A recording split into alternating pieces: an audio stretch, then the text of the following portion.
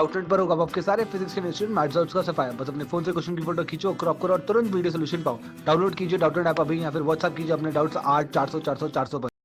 Hi guys, question बोल रहा है इफ 12 पी आर, ये इक्वल टू है यहाँ पे, ये जो लिखा हुआ है दैट इज इक्वल टू, अगर 12 पी आर हमारे पास किसके इक्वल है 118800, यानी कि 118800। सो हमें आर की वैल्यू फाइंड आउट करनी है। तो देखो इस एक्सप्रेशन को लिख देते हैं हम, 12 P R is given to us as 118800। ठीक है, देखो 12 पी आर को क्या लिख सकता हूँ मैं, 12 फैक्टोरियल अपॉन 12 माइनस आर का फैक्टोरियल लिख सकता हूँ मैं। ठीक है, इज इक्वल टू 118800 लिखा हुआ है। तो अब देखो मेरे को क्या करना है, इस एक्सप्रेशन में कंपेयर करूंगा मैं इनको।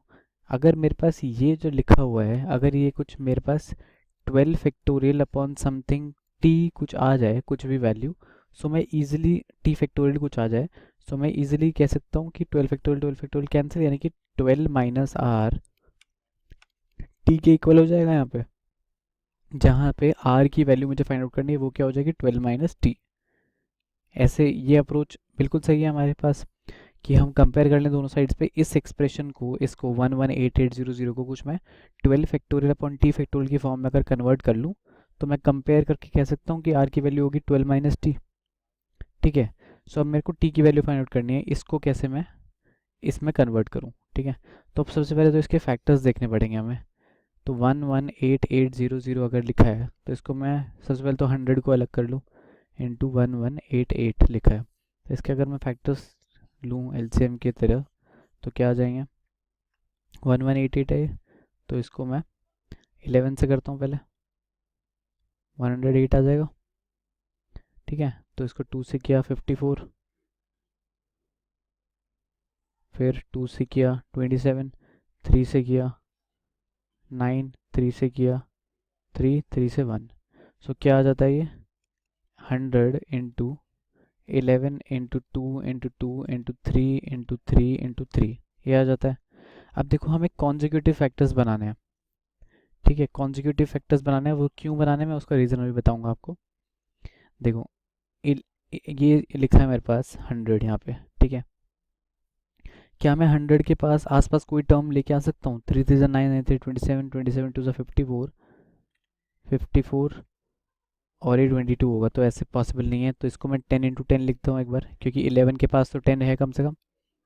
और इसको मैं क्या लिख सकता हूँ, देखो तो देखो ये तो हमने बना लिया इसको। अब देखो यहाँ से हमें क्योंकि 11 यहाँ पे सबसे बड़ा हमें टर्म दिख रहा है, 100 के पास तो हम नहीं पहुँच सकते हैं कॉन्जिक्यूटिव फैक्टर्स, हम ऐसे फैक्टर तो नहीं बना सकते कि 100 इंटू 99 इंटू समथिंग, क्योंकि इतने बड़े हमारे पास नंबर्स नहीं है। सो इसको मैं 10 रखता हूँ अभी के लिए। ठीक है, ये 11 हो गया, इसको मैं लिखता हूँ इस पूरे को 12 और इसको लिखता हूँ 9। ठीक है, सो आप यहाँ से क्लियरली देखो, अगर इस टर्म को आप छोड़ दो एक बारी के लिए तो क्या लिखा है, 12 इंटू 11 इंटू 10 इंटू 9 लिखा हुआ है ये। ठीक है, तो इसका मतलब है कि ये 10 एक्स्ट्रा है यहाँ पे, तो ये जो टर्म, ये पूरा टर्म है, ये नहीं होगा, बल्कि इसकी जगह पे क्या होगा 11880 होगा यहाँ पे। ठीक है, ये क्वेश्चन में थोड़ा मिसप्रिंट हुआ इस यहाँ पे इस प्लेस पे, तो ये वाली टर्म नहीं होगी यहाँ पे। सो क्वेश्चन सिर्फ इतना होगा। ठीक है, तो मैं ये वाले जो जीरोज़ हैं उनको इरेज कर देता हूँ। ठीक है, कैसे पता चला मुझे, मुझे सिमिलर तरीके की टर्म्स बनानी है ऊपर, तो मेरे पास सिर्फ इतना बचा है यहाँ पे, ये क्या था 10। तो देखो ये मेरे पास ये एक्सप्रेशन आ गया यहाँ पे। अब अब क्या लिखा हुआ है बेसिकली, मैं देखना चाहूँ उसको, 12 फैक्टोरियल अपॉन 12 माइनस आर का factorial is equal to 12 into 11 into 10 into 9 है। अगर मैं इसको 8 फैक्टोरियल से मल्टीप्लाई और डिवाइड कर दूँ, सो ऊपर 12 फैक्टोरियल बन गया और नीचे 8 फैक्टोरियल, दैट मीन्स अब कंपेयर कर लेते हैं। सो ये भी 12 फैक्टोरियल है और ये भी पूरा 12 फैक्टोरियल, ये कैंसिल, तो बचा क्या 12 minus R is equal to 8। So R की वैल्यू क्या आ गई, 4 आ जाती है आर की वैल्यू यहाँ से। ठीक है, सो आर की वैल्यू इस केस में होगी 4, दैट मीन्स कि 12p4 की वैल्यू आपके पास आएगी 11880। ठीक है, और ये मिस प्रिंट था यहाँ पे, क्योंकि अगर वो चीज़ होगी तो हम इसको कहीं सेटल कर ही नहीं पाएंगे इस 10 को, और ये हमारे प्रॉब्लम क्रिएट करेगा हमारे क्वेश्चन के लिए। ठीक है, तो क्वेश्चन एक्चुअली ऐसा होगा, वो मिसप्रिंट हो गया होगा। Thank you guys.